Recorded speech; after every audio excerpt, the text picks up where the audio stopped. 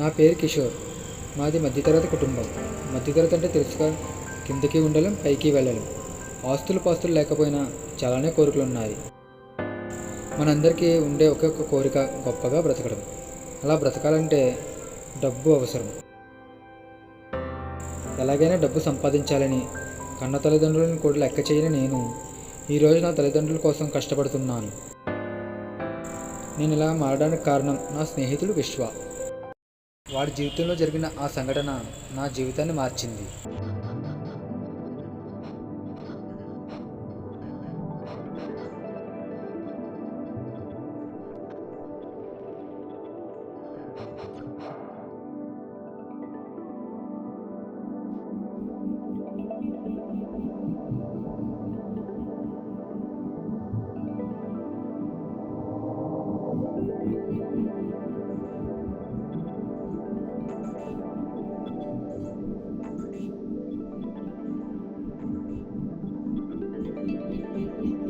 నాన్న చనిపోయాడు రా.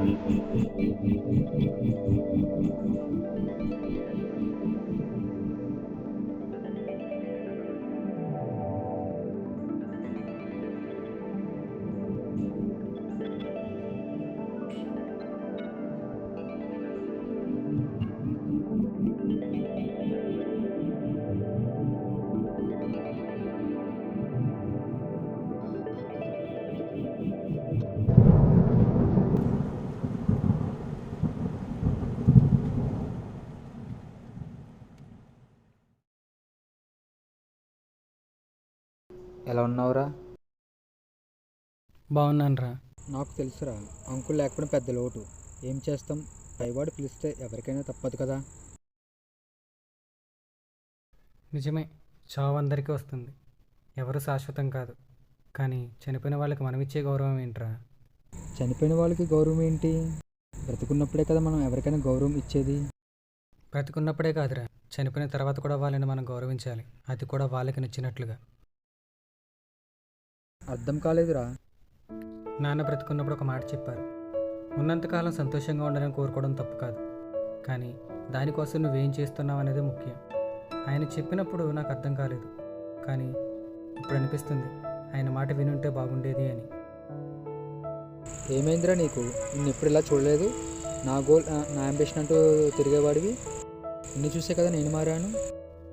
నిజమే, ఒకప్పుడు నేను నన్ను చూసుకుని ధైర్యంగా ఉన్నాను, కానీ ఇప్పుడే అర్థమైంది నా ధైర్యం నేను కాదు నాన్న అని. ఆయన లేని ఈరోజు నాకు అర్థమవుతుంది ఆయన పడ్డ కష్టం, బాధ, వేదన. కొన్ని దశాబ్దాలుగా తండ్రి కష్టాన్ని గుర్తించేవారు లేకపోగా తండ్రి కష్టాన్ని చేతగానితనంగా చూసే నాలాంటి మూర్ఖులే ఎక్కువ. ఆయన కష్టాన్ని కూడా బాధ్యతగా భావించి ఆయన ఆశల్ని కోరికల్ని చంపుకొని మా కోసం ఎన్నో అవమానాలు ఎదుర్కొంటూ కూడా ఎప్పుడూ నవ్వుతూ ఉండేవాడు.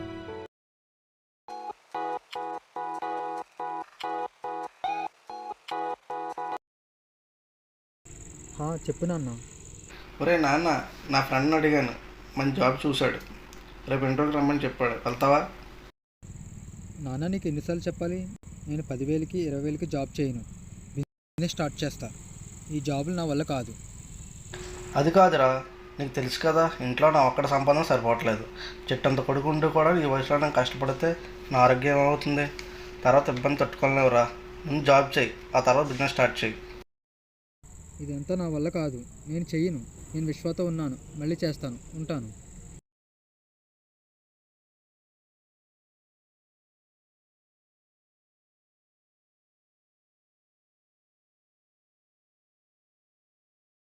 ఏమైందిరా? నాన్న కాల్ చేశారు. జాబ్ అంట జాయిన్ అవ్వమని చెప్తున్నారు. నువ్వు చెప్పు, ఇప్పుడు జాబ్ చేస్తే ఎప్పటికి ఎదుగుతాం?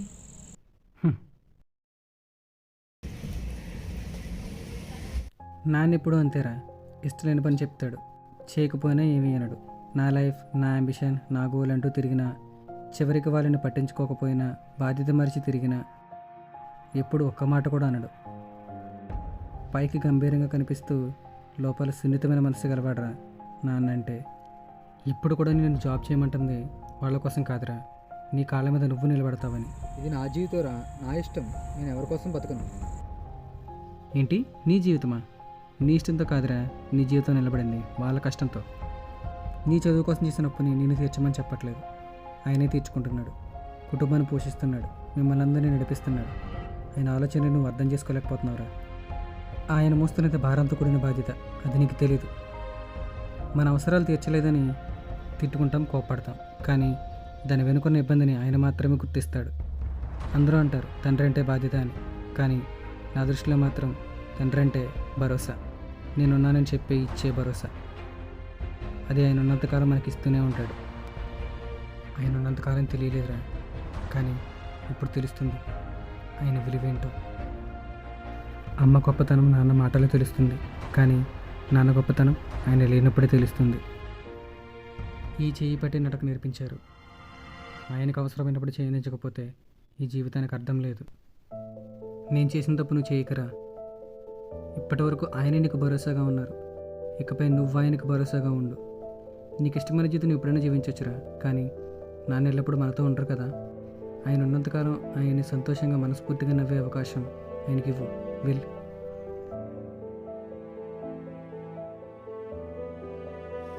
జీవితంలో ప్రతి సమస్యని మనం ఫేస్ చేయక్కర్లేదు.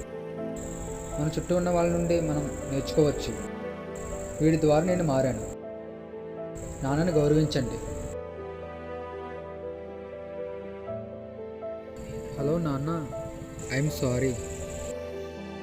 ఈ కథ వాడిదే, కానీ ఈ కథని నాదిగా మార్చింది మాత్రం వాడే.